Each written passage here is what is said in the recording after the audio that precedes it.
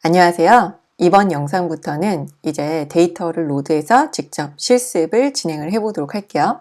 일단 판다스 pd로 불러왔죠. pd.read 언더바 하고 탭키 누르게 되면은 이제 불러올 수 있는 파일 포맷들이 뜨게 되는데 저희는 CSV 파일 형태로 저장을 해 주었어요. 그럼 read 언더바 CSV라고 지정을 해 주도록 하고요. 그 다음에 파일명 지정을 해 주어야 할 텐데요.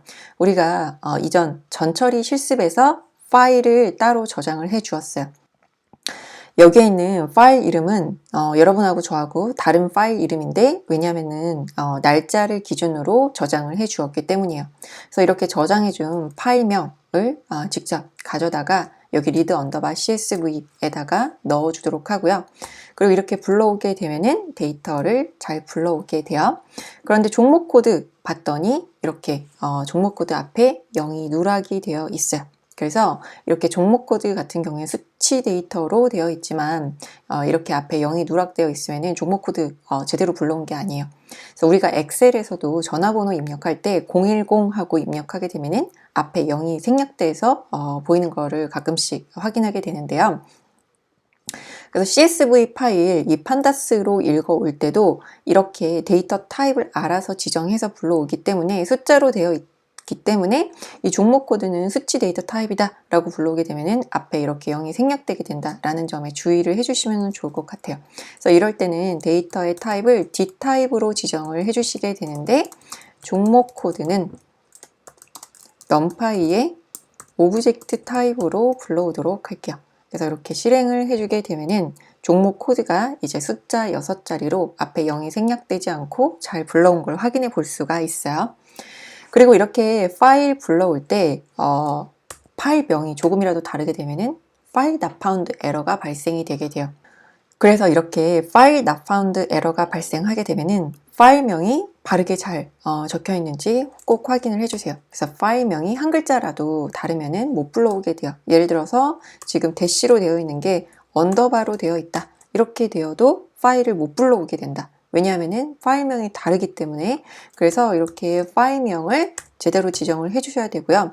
그 다음에 지금 제가 이렇게 CSV 파일 저장한 거는 이 주피터 노트북하고 같은 경로에 있어요. 지금 저는 이 Finance Data Analysis라는 경로를 사용하고 있는데 이 경로로 갔을 때 이 파일, CSV 파일이 보여야지만 지금 이 주피터 노트북에서 CSV 파일을 불러올 수가 있는 거예요. 그래서 반드시 이 경로에 이 CSV 파일이 보이는지 확인을 해주세요. 그래서 만약에 없다라고 하게 되면은 그 위치에다가 옮겨 놓는다든지 아니면 CSV 파일 있는 위치를 직접 적어 주셔야 되는데 파일을 로드하는 거를 굉장히 좀 많이 어려워하시는 편이에요. 그래서 가장 쉬운 방법은 이 주피터 노트북 ipy.mb 확장자 파일이 있는 위치에 같이 이 CSV 파일을 두게 되면은 데이터 로드할 때 위치 때문에 조금 어려움을 덜으실 수가 있어요. 그래서 이렇게 데이터 프레임 형태로 CSV 파일을 불러왔어요. 그래서 이렇게 불러온 데이터를 매번 이렇게 불러올 수 없기 때문에 df라는 변수에다가 넣어서 사용을 하도록 할게요. 그 다음에 df.shape 하게 되면은 이제 행과 열의 수를 볼 수가 있는데 지금 469개의 행이 있고 17개의 컬럼이 있어요. 그리고 이제 df.head로 상단 5개의 데이터를 한번 가져와 보도록 할게요. 그래서 보게 되면은 헤드로 불러오게 되면 위에서부터 5개 데이터 가져오게 되는데 종목 코드, 탭 코드, 종목명, 현재가, 등락 구분, 전일비 등락률 이렇게 해서 저희가 전처리 해준 파일을 잘 불러왔어요. 그러면 이렇게 위에서 5개를 봤는데 아래에서 5개를 보고 싶어요. 그럼 df.tail 하게 되면은 하단에서 5개의 데이터를 가져올 수가 있겠죠.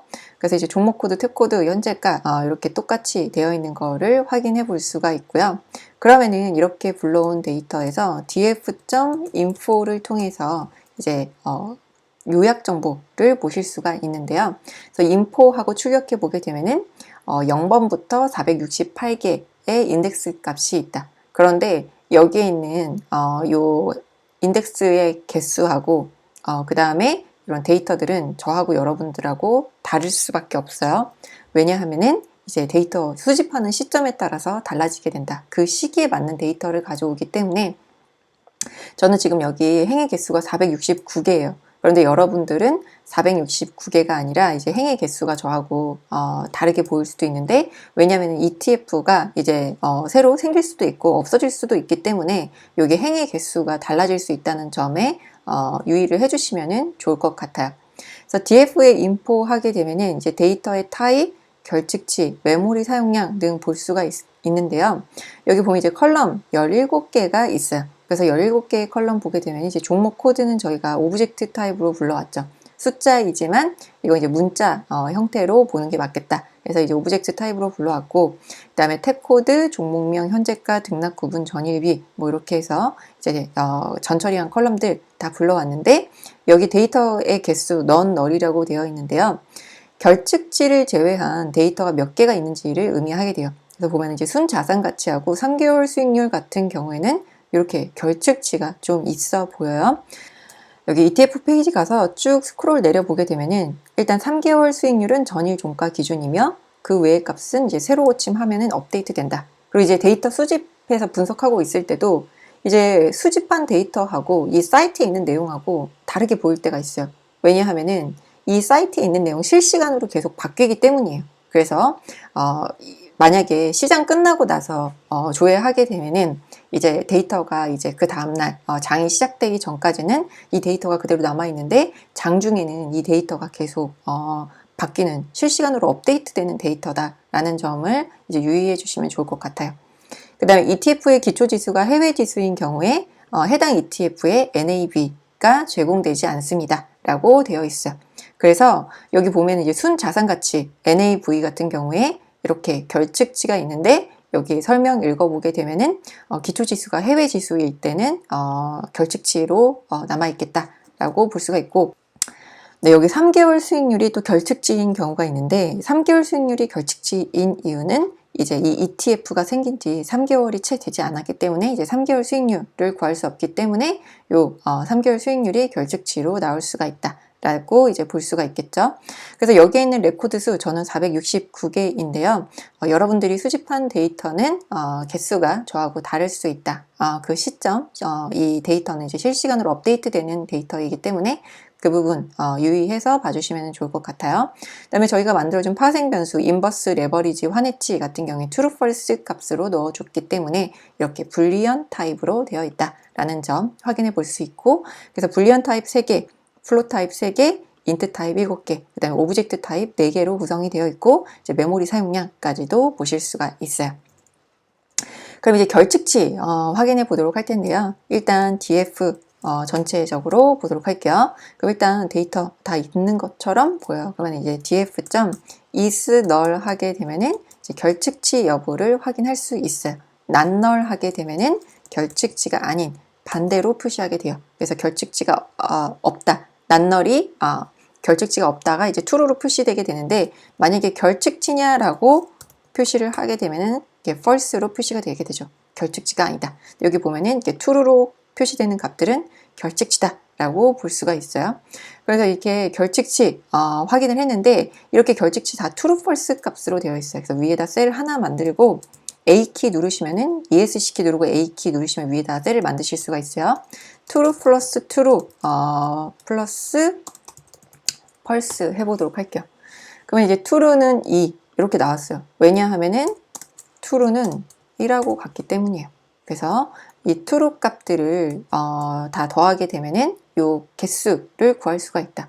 그럼 여기에서도 이 true, false 값 다 더하게 되면은 결측치가 몇 개인지 확인해 볼 수가 있겠죠. 그래서 sum 하게 되면은 이제 true, false 값을 다 더해서 각 컬럼별로 이제 결측치가 몇 개인지를 구하게 돼요. 이제 순자산 가치하고 3개월 수익률을 보게 되면은 이제 순자산 가치는 128개, 3개월 수익률 같은 경우에는 21개가 결측치가 있고, 나머지 데이터들은 일단 결측치가 없어요. 그러면 이제 전체 데이터에서 그럼 결측치의 비율이 어느 정도 되냐 하게 되면은 여기서 지금 하나, 둘, 세 개죠. 그러면 세 개를 더한 거를 이렇게 묶어주고 얘를 3으로 나눠줘요. 그럼 이제 평균을 구하게 되겠죠. 그러면은 지금 데이터가 있는 게 이제 66%, 나머지는 결칙치다. 결칙치가 아닌 게 66%다. 뭐 이런 식으로 볼 수가 있겠죠. true 값들을 다 더해주도록 했는데 여기선 true 값이 결칙치이기 때문에요. 결칙치의 비율 한번 구해보도록 할 텐데요. 역시나 df 전체적으로 이제 데이터 프레임 불러오고 그 다음에 여기에서 is null 하게 되면은 결측치는 true로 아닌 거는 false로 표시가 되게 돼요. 위에서는 sum을 해주었는데 여기에서는 mean, 평균을 구해주게 되면은 결측치의 비율을 구할 수가 있다. 그 다음에 여기에서 곱하기 100까지 해주게 되면은 이제 결측치의 수를 100분위 수로 보실 수가 있어요. 그래서 순자산 가치 같은 경우에는 27%가 결측치고 3개월 수익률 같은 경우에는 4% 정도가 결측치다 라고 이제 볼 수가 있겠죠.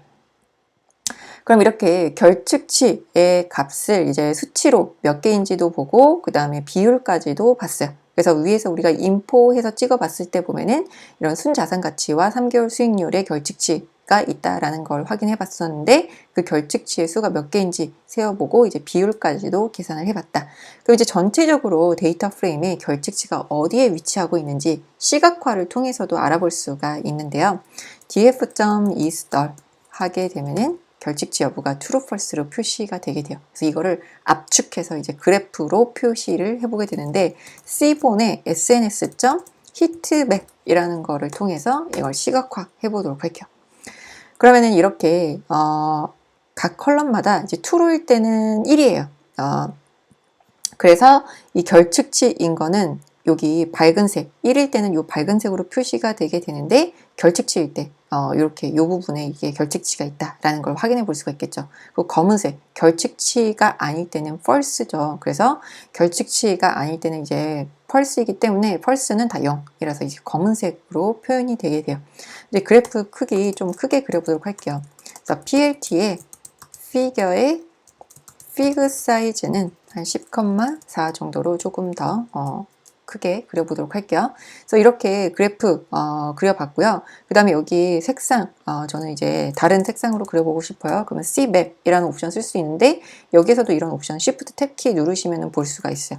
그래서 Cmap에서 이제 저는 그레이 스케일로 표현을 하고 싶어요. 그래서 그레이라고 표현을 하게 되면은 그레이스라고 표현을 하게 되면은 이렇게 결측치일 때만 검정색으로 표현을 하게 된다. 그래서 1일 때는 검정색, 0일 때는 흰색으로 표시가 됐는데요.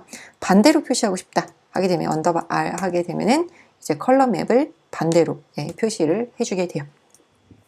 그래서 이렇게 하얀색으로 이제 비어 있는 곳들이 이제 결측치가 있는 값들이다라고 이제 볼 수가 있을 거예요. 그래서 이렇게 데이터 불러와서 결측치가 어느 정도 되는지 확인을 해 보았는데요.